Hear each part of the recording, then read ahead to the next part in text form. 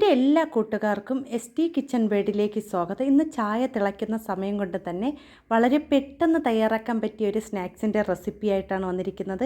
അപ്പോൾ നിങ്ങളെല്ലാവരും വീഡിയോ ഒന്ന് കണ്ട് സപ്പോർട്ട് ചെയ്യണം. ഇഷ്ടപ്പെടുകയാണെങ്കിൽ ST കിച്ചൺ വേർഡിനെ എല്ലാവരും ഒന്ന് സപ്പോർട്ട് ചെയ്യണേ. അപ്പോൾ അതിന് വേണ്ടി ഞാൻ ഇവിടെ കുറച്ച് പഴം എടുത്തിട്ടുണ്ട്. അപ്പോൾ ഇതിൻ്റെ പേരെന്ന് പറയുന്നത് നമ്മുടെ ഇവിടെ പൊന്തം കായ എന്നൊക്കെയാണ് പറയുന്നത്.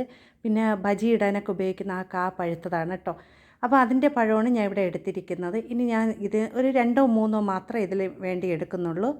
അപ്പോൾ ഓരോ നാട്ടിൽ ഓരോ പേരായിരിക്കും പറയുന്നത്, എനിക്കറിയില്ല. അത് നമ്മുടെ നാട്ടിൽ പറയുന്ന പേരാണ് ഞാൻ ഇവിടെ പറയുന്നത്. അപ്പോൾ ഞാൻ ഇതിൽ നിന്ന് 3 പഴം എടുത്ത് ഒരു മിക്സിയുടെ ജാറിലേക്ക് അരിഞ്ഞിട്ട് കൊടുക്കുകയാണ്. അപ്പോൾ നമുക്ക് കട്ടി കുറച്ച് അരിയാണെങ്കിൽ നമുക്ക് നല്ലതുപോലെ അരഞ്ഞ് കിട്ടും കേട്ടോ. അപ്പോൾ ഞാൻ അത് ഇതുപോലെ ഒന്ന് കട്ടി കുറച്ച് ഇതിലേക്ക് അരിഞ്ഞിട്ട് കൊടുക്കുകയാണ്. ഇനി നമുക്കിതിനെ കുറച്ച് വെള്ളം ഒഴിച്ച് നല്ലതുപോലെ ഒന്ന് അടിച്ചെടുത്തുകൊണ്ട് വരാം. അപ്പോൾ ഞാൻ അതവിടെ പഴം നല്ലതുപോലെ അടിച്ചെടുത്തിട്ടുണ്ട്. ഇനി നമുക്കിതിനെ ഒരു ബൗളിലേക്ക് ആക്കി കൊടുക്കാം.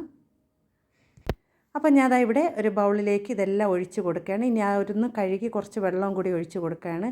ഇനി ഇതിലേക്ക് ഞാൻ ചേർത്ത് കൊടുക്കുന്നത് ഒരു മുട്ടയാണ്.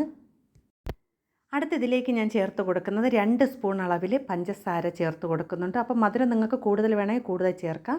ഒരു 1/2 ടീസ്പൂൺ അളവിൽ ഈസ്റ്റും ഒരു 3/4 ടീസ്പൂൺ അളവിൽ വാനില എസൻസും കൂടി ചേർത്ത് നല്ലതുപോലെ ഒന്ന് മിക്സ് ചെയ്തെടുക്കാം.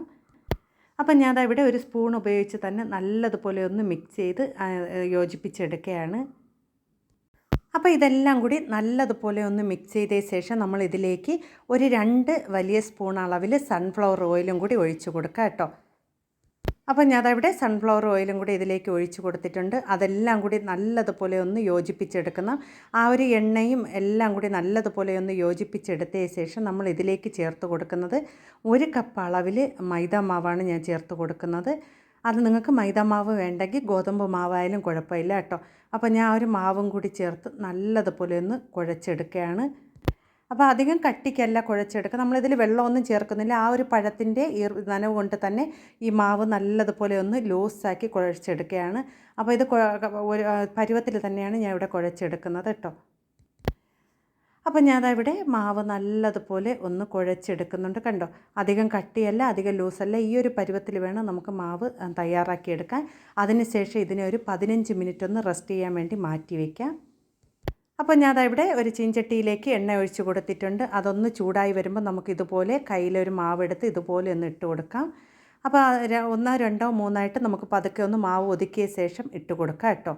അപ്പോൾ ഞാൻ ഇവിടെ 3 ഇട്ട് കൊടുത്തിട്ടുണ്ട്. ഒരു സൈഡ് ഇതുപോലെ ഒന്ന് വെന്ത് വരുമ്പോൾ നമുക്ക് പതുക്കെ ഒന്ന് തിരിച്ചിട്ട് കൊടുക്കാം. നല്ല ഗുണ്ടുമണി പോലത്തെ ഒരു സ്നാക്സ് തയ്യാറാക്കാൻ പറ്റും കേട്ടോ. അപ്പോൾ ഞാൻ ഇവിടെ പതുക്കെ ഒന്ന് തിരിച്ചിട്ട് കൊടുക്കുകയാണ്. പെട്ടെന്ന് തന്നെ നമുക്ക് വേവിച്ചെടുക്കാൻ പറ്റും കേട്ടോ. നമ്മൾ കടയിൽ നിന്നൊക്കെ വാങ്ങിക്കുന്ന ബോണ്ടൊക്കെ തയ്യാറാക്കുന്ന പോലെ തന്നെ നല്ലതുപോലെ ഗുണ്ടുമണിയായിട്ട് നമുക്ക് തയ്യാറാക്കിയെടുക്കാൻ പറ്റും കേട്ടോ. കണ്ടോ, അതാ ഇതുപോലെ നല്ല ഉണ്ടായിട്ട് തന്നെ തയ്യാറാക്കിയെടുക്കാൻ പറ്റും. അതിനുശേഷം ഒന്ന് നല്ലതുപോലെ ഒരു ബ്രൗൺ കളർ ആവുന്നത് വരെ ഇതിനെ ഒന്ന് തിരിച്ചും മറിച്ചും ഇട്ട് നമുക്കിതിനെ വേവിച്ചെടുക്കാം കേട്ടോ. അപ്പോൾ ഇതിവിടെ നല്ലതുപോലെ കളറൊക്കെ മാറി വന്നിട്ടുണ്ട്. നമുക്ക് ഈ കടയിൽ നിന്നൊക്കെ വാങ്ങിക്കുന്ന ബോണ്ടൊക്കെ കിട്ടുന്ന പോലെ ഞാൻ തയ്യാറാക്കി എടുത്തിട്ടുണ്ട്. ഇനി നമുക്ക് ഇത് എണ്ണയിൽ നിന്നൊക്കെ കോരി മാറ്റാം. അപ്പോൾ ഇതുപോലെ തന്നെ നമുക്ക് ബാക്കിയിരിക്കുന്ന എല്ലാം ഒന്ന് ഫ്രൈ ചെയ്തെടുക്കണം കേട്ടോ. അപ്പോൾ വളരെ പെട്ടെന്ന് തന്നെ തയ്യാറാക്കാൻ പറ്റിയ നല്ലൊരു സ്നാക്സാണ്. അപ്പോൾ ഞാൻ ബാക്കിയിരിക്കുന്നത് ഇതുപോലെ ഒന്ന് ഫ്രൈ ചെയ്തെടുക്കുന്നുണ്ട് കണ്ടോ. നല്ല ടേസ്റ്റാണ്. നമുക്ക് ചൂടോടെ കഴിക്കാനും തണുത്ത് കഴിക്കാനും നല്ല ടേസ്റ്റാണ്. പ്രത്യേകിച്ച് കട്ടൻ ചായക്കൊപ്പമൊക്കെ കഴിക്കാൻ പറ്റിയ നല്ലൊരു, അധികം മധുരം ഇല്ലാതെ എല്ലാവർക്കും കഴിക്കാൻ പറ്റിയ നല്ലൊരു പലഹാരമാണ്. അപ്പോൾ ഇതെല്ലാവരും ഒന്ന് ട്രൈ ചെയ്ത് നോക്കണം കേട്ടോ. നല്ല സോഫ്റ്റായിട്ടുള്ള, നല്ല കഴിക്കാൻ നമുക്ക് ബണ്ണൊക്കെ കഴിക്കുന്ന അതേ ഒരു ടേസ്റ്റിലാണ് കേട്ടോ ഇത് തയ്യാറാക്കി എടുത്തിരിക്കുന്നത്. അപ്പോൾ നിങ്ങൾക്ക് ഈ വീഡിയോ കണ്ടിട്ട് ഇഷ്ടപ്പെടുകയാണെങ്കിൽ ST കിച്ചൺ വേർഡിനെ എല്ലാവരും ഒന്ന് സപ്പോർട്ട് ചെയ്യണം. പുതിയ കൂട്ടുകാർ ആരെങ്കിലും എൻ്റെ വീഡിയോ കാണുന്നുണ്ടെങ്കിൽ ഒന്ന് സബ്സ്ക്രൈബും കൂടി ചെയ്ത് സപ്പോർട്ട് ചെയ്യാനും മറന്നു പോകല്ലേ. ഇതുവരെ എന്നെ സപ്പോർട്ട് ചെയ്ത എൻ്റെ എല്ലാ കൂട്ടുകാർക്കും ഒരുപാട് നന്ദിയുണ്ട്. ഇനിയും എല്ലാവരും ഒന്ന് സപ്പോർട്ട് ചെയ്യണേ.